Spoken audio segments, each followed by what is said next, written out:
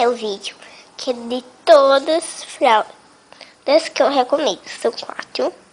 Desde marca e uma que é da Beehive. E eu tô com a minha Beehive comilona. A Manuela tá com a chupetinha da Lilo.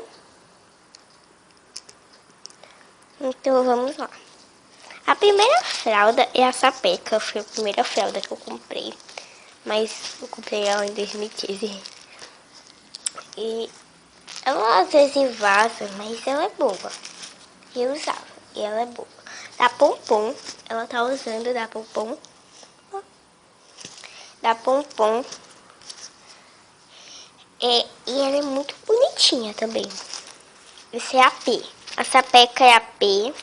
E a da... Ela também fica bom na comilona. Ela fica curtinho.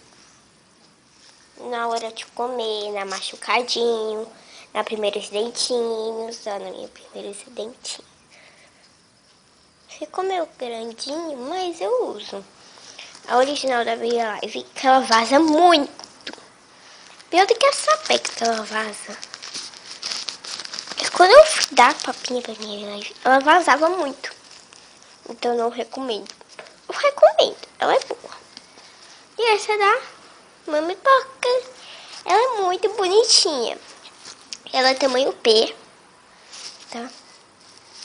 E ela é muito fofa. Eu uso nela. Eu uso essa fralda em todas as babies. Essa aqui eu uso em todas. Só a Mami Poco, que ela é meio grande, mas ela é boa, tá? Ela não vaza nem um pingo.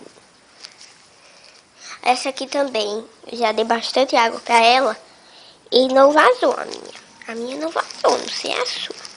Então aqui eu recomendo todas essas fraldas, tirando da Beehive, né? Esse aqui tá usado, essa aí, por isso que tá assim, eu só fiz assim. Então tchau e até o próximo vídeo. Se inscreva-se e dá um joinha.